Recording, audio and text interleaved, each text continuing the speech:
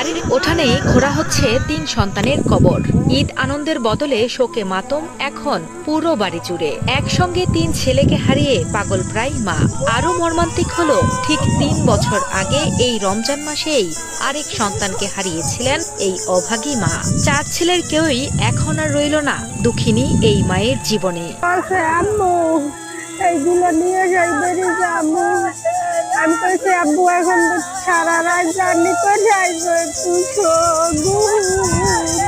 পরিবারের সাথে ঈদ আনন্দ ভাগাভাগি করতে ২৯ মার্চ সকালে ঢাকা থেকে বাড়ি ফিরেছিলেন পিরোজপুরের মঠবাড়িয়া উপজেলার বাইশকুড়া গ্রামের নাইমুজ্জামান শুভ। ভোরে বাড়ি ফিরে ছোট 2 ভাই শান্ত ও নাদিমকে সাথে নিয়ে ঈদ উপহার দেওয়ার জন্য আত্মীয়ের বাড়িতে যাচ্ছিলেন শুভ। যাবার সময় মাকে বলে গিয়েছিলেন দ্রুতই বাড়ি ফিরে ঘুমাবেন তিনি। তবে ঘুমিয়েছেন ঠিকই, কিন্তু সে ঘুম আর ভাঙবে না কখনোই। বরগুনার পাথরঘাটায় আত্মীয়ের বাড়িতে ঈদ উপহার নিয়ে যাওয়ার পথে বাসের সঙ্গে মোটরসাইকেল সংঘর্ষে একসাথে মৃত্যু হয় 3 ভাইয়ের।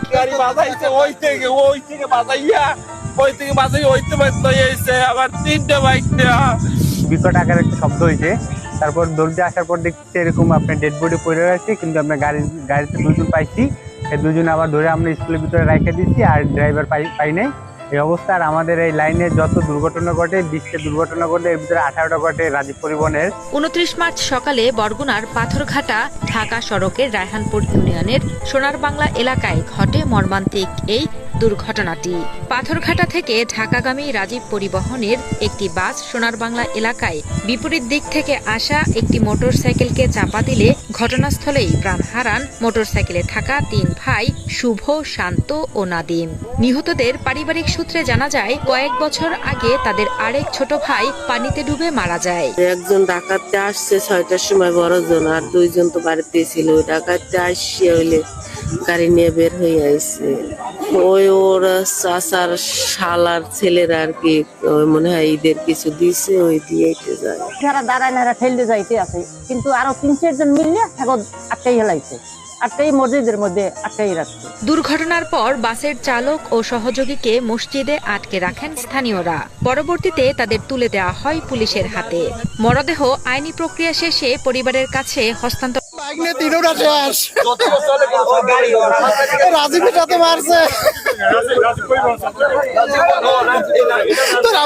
খবরটা বল।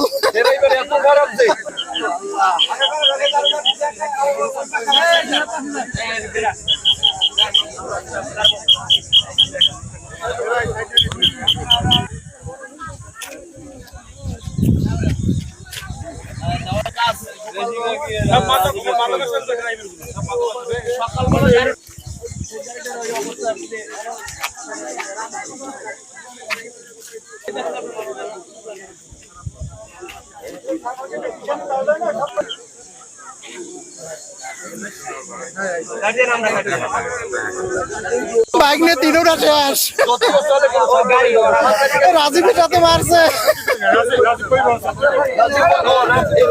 তোর আম্মার একটু খবরটা বল।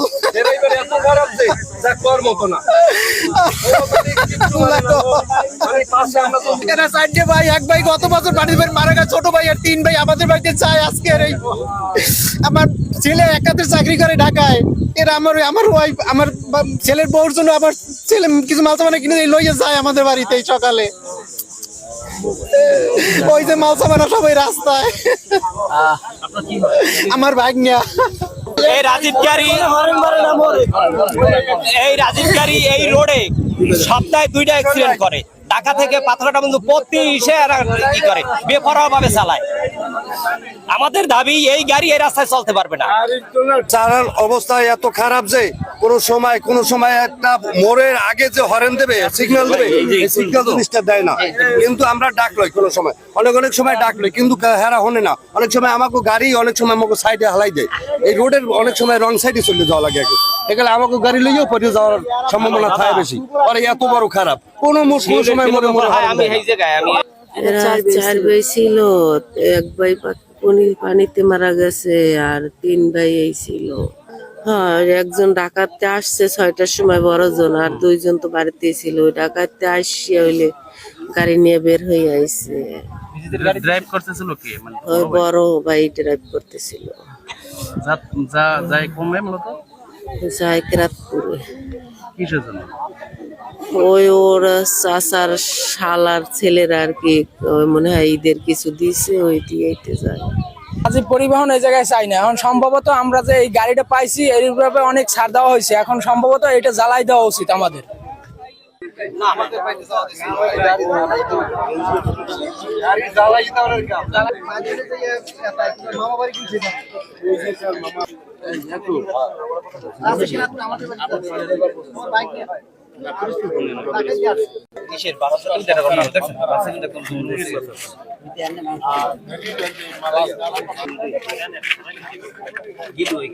দরকার নেই ভাই এগুলো।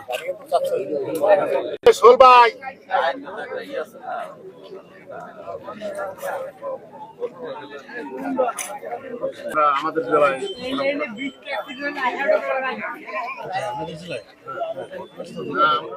পরবর্তী আইনগত ব্যবস্থা প্রক্রিয়াধীন। লাস্ট পোস্টমর্টমের ব্যবস্থা সুরতহাল করছি।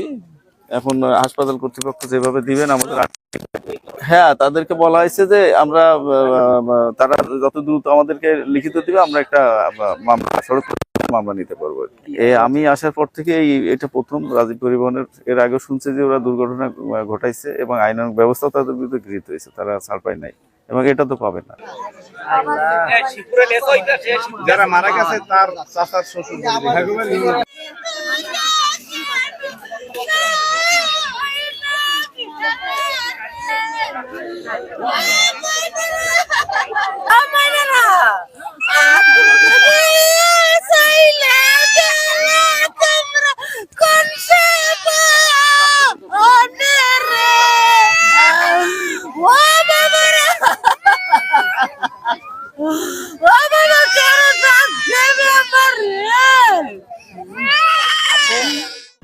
মোটরসাইকেলের অবস্থা দেখলেই আন্দাজ করা যায় কি মর্মান্তিক দুর্ঘটনাই না ঘটেছে। এই পরিবারে 4 ভাইয়ের মধ্যে এক ভাই 3 বছর আগে পানিতে পড়ে মারা যায়। বাকি 3 ভাই সকালে খালার বাসায় ঈদের বাজার পৌঁছে দিতে যাওয়ার সময় পথেই বাস চাপায় মৃত্যুবরণ করেছেন। এই মৃত্যুর মধ্য দিয়ে ওই পরিবারে তাদের বাবা ছাড়া আর কোনো পুরুষ মানুষ বেঁচে নেই। হ্যাঁ, একজন ডাকাতে আসছে 6টার সময় বড়জন, আর 2 জন তো বাড়িতে ছিল। ডাকাতে আসছে হইলে গাড়ি নিয়ে বের হয়ে আসছে। ড্রাইভ করতেছিল কে মানে বড় ভাই? বড় ভাই ড্রাইভ করতেছিল।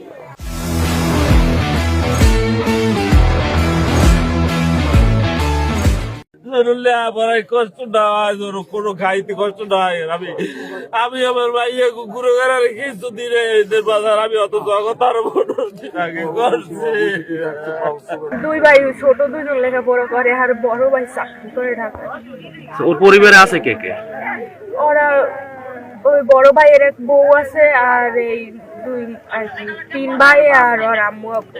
একসঙ্গে 3 ছেলের মৃত্যু কোনোভাবেই মানতে পারছেন না বাবা মা। বলা চলে বেঁচে থেকেও তারা অনেকটা মরার মতো। মায়ের কোনো হুঁশ নেই। অসুস্থ বাবা অতি শোকে পাথর হয়ে গেছেন। চোখের সামনে 3 ছেলের মৃত্যু শেষ করে দিয়েছে পুরো পরিবারকে। জানা গেছে বরগুনার পাথরঘাটা উপজেলার রায়হানপুর ইউনিয়নের সোনার বাংলা নামক স্থানে এই মর্মান্তিক দুর্ঘটনা ঘটে। রাজীব পরিবহন নামের একটি গাড়ি পাথরঘাটা থেকে ঢাকার উদ্দেশ্যে ছেড়ে যাওয়ার সময় এবং মঠবাড়িয়া থেকে মোটরসাইকেল যোগে পাথরঘাটা আসার সময় সোনার বাংলা নামক স্থানে এই দুর্ঘটনাটি ঘটে। মৃত 3 ভাই মঠবাড়িয়া উপজেলার টিকিকাটা ইউনিয়নের 22কুড়া গ্রামের নাসির উদ্দিনের ছেলে। খবর পেয়ে পাথরঘাটা থানা পুলিশ ঘটনাস্থল থেকে বাসটি জব্দ করে নিয়ে আসে। বাসের হেল্পার ও সুপারভাইজারকে আটক করা হয়েছে। ড্রাইভার তো ভালো না, এরা তো মানে খুব খারাপ, মানে আচরণ খারাপ করে, চলাফেরা খারাপ, এই কারণে অ্যাক্সিডেন্ট গুলো হয়। রাজীব পরিবহন যদি থাকে ড্রাইভার চেঞ্জ করুক, প্রশিক্ষণ পাবে, যে সমস্ত ড্রাইভার ওই সমস্ত ড্রাইভার দেওয়া হোক। ভুয়া সুয়া ড্রাইভার দিয়ে মানুষের ওয়াকালে রান্না হয়ে গেল, কোনোবারই কাম্য না। আমাদের এই লাইনে আমরা রাজীব পরিবহন চাই না। আমাদের এই লাইনে যদি 20টা দুর্ঘটনা ঘটে, 20টার ভিতরে আপনার 18টা ঘটে রাজীব পরিবহনের। এ বিষয়ে পাথরঘাটা থানার ভারপ্রাপ্ত কর্মকর্তা মেহেদি হাসান জানান, লাশ আইনি প্রক্রিয়া শেষে পরিবারের কাছে হস্তান্তর করা হবে এবং সড়ক পরিবহন আইনে মামলা দায়ের করা হবে। ঢাকাগামী যে রাজীব পরিবহন, এটার সাথে যে একই মোটরসাইকেলে 3 জন আপন 3 ভাই আরোহী, এরা কেরাতপুরের দিকে যাইতেছিল। মুখোমুখি সংঘর্ষ।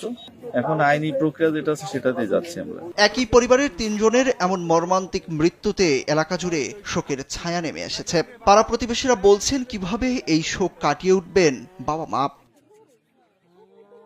সুরুজ আহমেদ, কালবেলা।